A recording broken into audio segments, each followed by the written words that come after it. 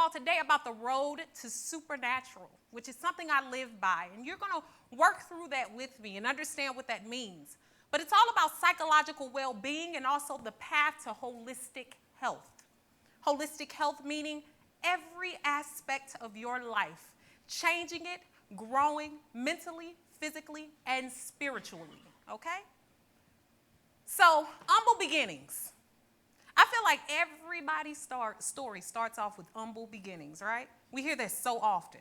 Whether you're watching 2020, you're watching ABC, someone comes on CNN, you hear humble beginnings. Well, I'm here to tell you my start was truly humble. Born and adopted at the age of 3 months old.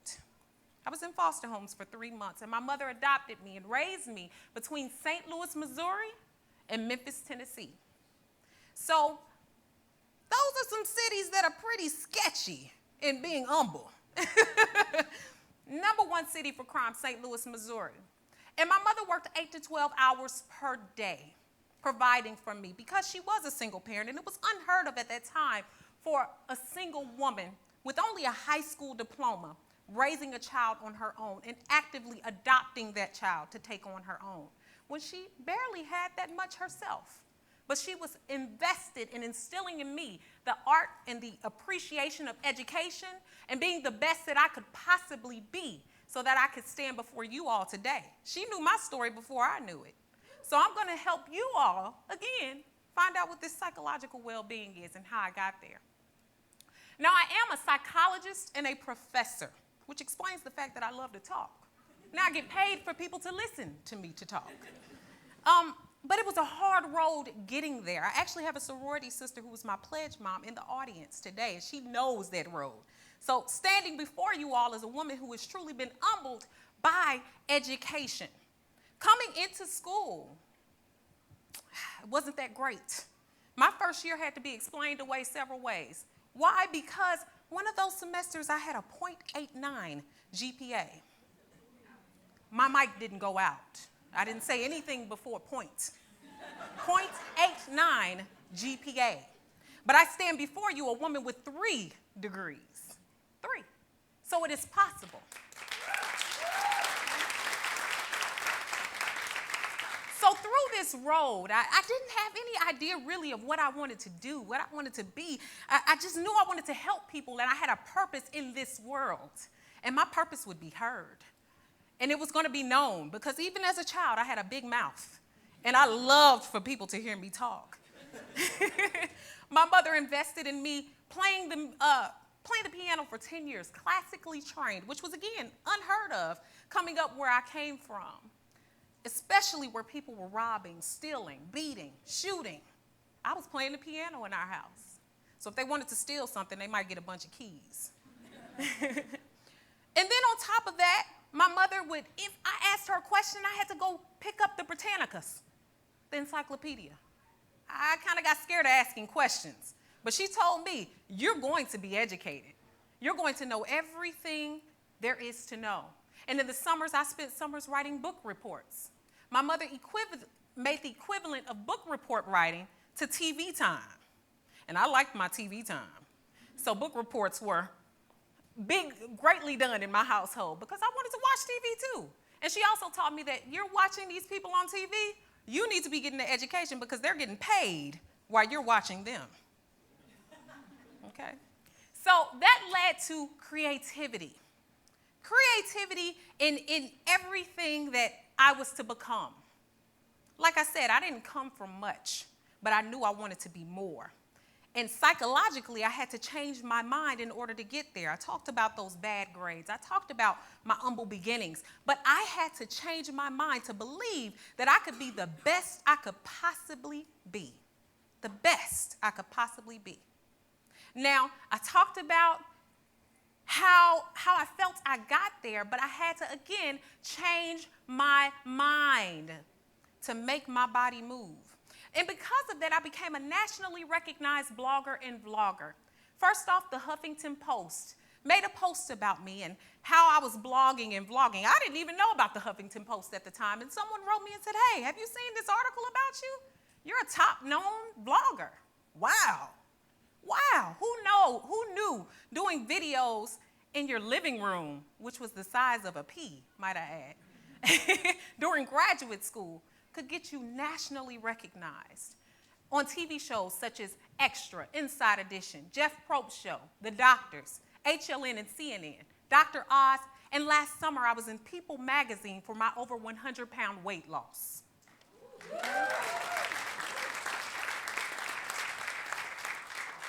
So that leads me to being a health enthusiast.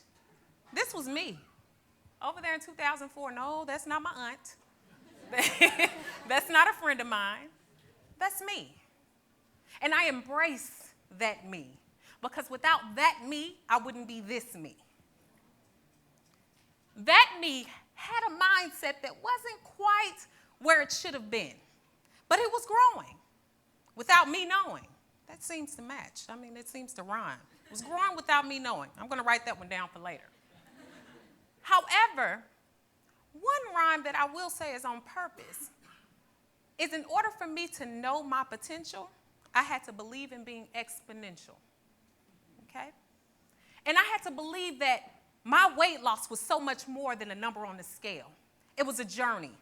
It was me changing my mind and believing that anything I started couldn't be finished, that everything I did couldn't be monitored, that I couldn't be disciplined enough to do something that's so hard that most people have not done. Not only have I lost over 100 pounds, but I've kept it off for 7 years. Okay? So it can be done. Now, that led to being a role model, a fashion and product model. Who would have known that people wanted this face on anything? When people called me, I was like, are you sure? Did you get the wrong number? I didn't know you want, wow. I mean, seeing my face on a billboard or having someone from New York text me and say, look, I just walked in the store, I saw your face on this. Wow, that's interesting. The fact that this little girl who was left in the hospital is here today saying that my story is possible and anybody who wants to be this and more can be it. Now that's exponential. Now, with this, you have to overcome so many different things. This is where that psychological health, holistic, and well-being comes in. I had to overcome depression. Many people didn't even know I was depressed. But there were days I had to make myself say, today I'm just going to do it. You know, in undergrad, I was the president of 2 organizations, National Panhellenic Council and Alpha Kappa Alpha Sorority Incorporated. And people looked to me daily to do things, to be productive. And there were days I didn't want to do it, but I had to overcome depression. I had to overcome my hardships. I couldn't be a victim of my circumstance. Whether or not my mother had money to send me to college, I was getting there. Whether or not I knew where my next meal was coming from, I was eating, clearly. I was 100 pounds overweight. Also, low self-esteem. A lot of us don't want to admit to low self-esteem, but it's there. And it's the reason for the rise in violence in such places as Chicago, Illinois. A lot of people don't know themselves. They don't love themselves, so they have nothing to lose. And when you have nothing to lose, that's a dangerous place to be. Okay? Also, sadness, ignorance. And most of all, I was afraid of my future. I didn't know what I was going to do. All I know is I was left with this thought of, you're a failure sometimes, or you're this, or you're that. But I learned how to take those failures and make them my strengths. And even today, when I don't know something, I quickly admit to it. When I do something wrong, I quickly admit to it and I change and I grow from it. So now here's the meat that I want you to take away from my presentation today. Supernatural is something I choose to live by, and it's a book that I'm currently writing. A lot of people come up with acronyms. I come up with acronyms for everything. Anytime. Even in grad school, that's how I learned stuff. I would make songs out of things. So this is no different. Now, strength is the first thing you have to have, not just bodily strength. To lose weight, yeah, it took physical strength, but if my mind didn't tell me to do it, I couldn't do it. This past March 2nd, 2013 marks a milestone for me. I ran my first full marathon, 26.2 miles. And when I got to the finish line, I cried like a baby. I mean, there were people there like, oh my goodness, does she need a medic? Where's the EMT?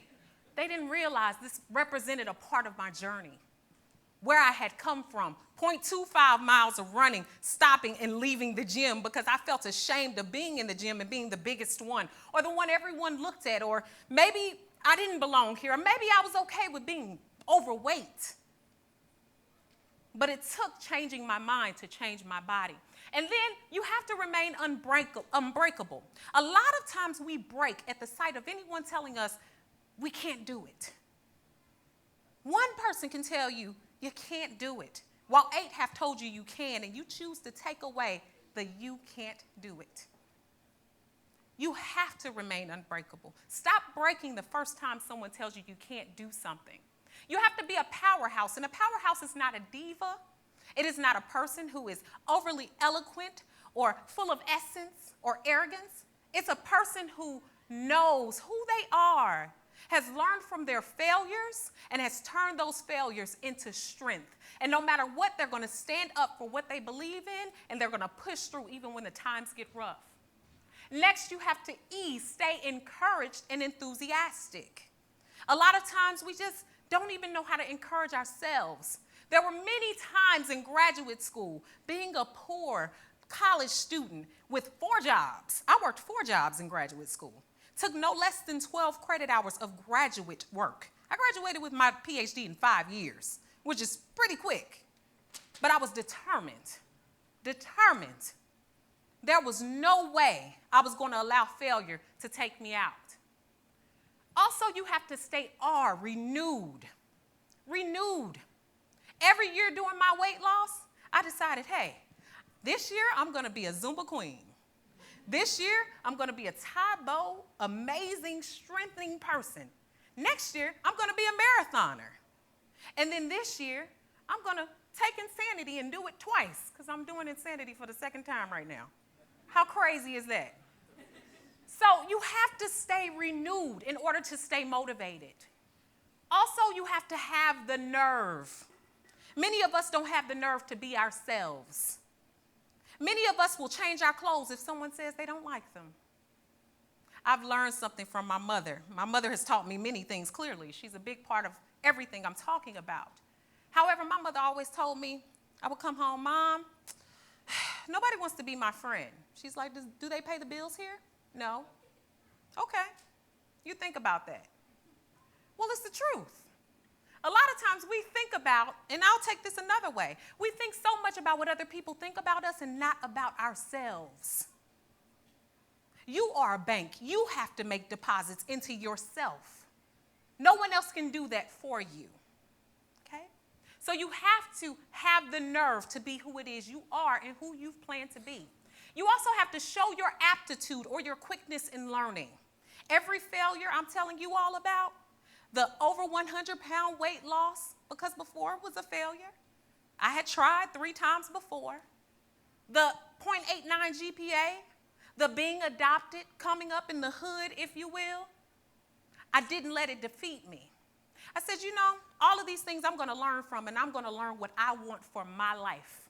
And that's how I'm going to grow. That's how I'm going to live. Also, you have to be tenacious. Being tenacious means you're not just going to let anybody tell you no. I don't let people tell me no. Eventually, I get a yes. You're going to eventually say it the way that it should be said, because I will wait a year. I will wait 2 years. I will wait 3 years. I will wait more years to get to where I want to go. I entered college at 17 and had 3 degrees by the age of 27 and was a full-time assistant professor in a doctoral school psychology program. 27 years old. I don't let people tell me no. Before I stepped across the stage in August, I had a job in July. You do the math. I had a job before I graduated with my PhD. So it is possible. We've talked about jobs today. It's possible to get one. Also, remain unyielding. We get to any crossroad in life and we want to stop. We get there and we slow down. I've come through so many testaments, come through so many hardships. I see problem and I run to it now. I'm ready for the problem because that's what I'm good at, solving them and showing that things are possible so that other little girls and other little boys that have been through some of the things I've been through can say, I can do it too. And that's one of the most impactful things that have been said to me by a little girl that came to a place where I was speaking before. She said, you know what? I have no excuse. You were left in a hospital. You don't even have your biological parents. I have always made excuses for what I can't do, and you stand before me, someone who's done almost everything I wanted to do before the age of 30. So it is possible. It is possible. Also, you have to resist the urge to change your mind. We change our minds at the drop of a dime. Someone doesn't like an idea you have. Someone doesn't like a program you come up with. Someone doesn't like the way you dress, the way you look, so you change it. Keeping 100 pounds off was not because of a boyfriend saying that I was too fat. It wasn't because of a friend saying that I needed to change my sense in fashion. I had tried that before, and I failed at those weight loss attempts. It was until I said, this is what I want. This is how I'm going to do it. So I had to resist that urge to change my mind. And I had to realize that other people could not understand my mindset and how big my idea was. So you can't share that with everyone because they can't respect it. Don't cast your pearls to swine. That's what I'll say there. Also, accept that there will be mistakes. Every mistake I've had, I've learned from. I pick myself back up and I keep on going. And aside from that, I love myself enough to change and be happy. A lot of us don't love ourselves and we don't even like ourselves. So therefore, we have to work through a journey in order to get there. And mine was my weight loss. Becoming a nationally recognized blogger and vlogger, blogging and vlogging from a little bitty apartment, and having millions of people, over 8 million video views of me talking with this big mouth. So, I'm going to leave you all with this. Knowing your potential, now that makes you exponential. And if you're going to dream, you have to dream big or not at all. It is important that you don't allow someone else to tell you who and what you're supposed to be, what you are, where you've come from does not have to dictate your future. And I hope you all have learned a lot today. Thanks so much.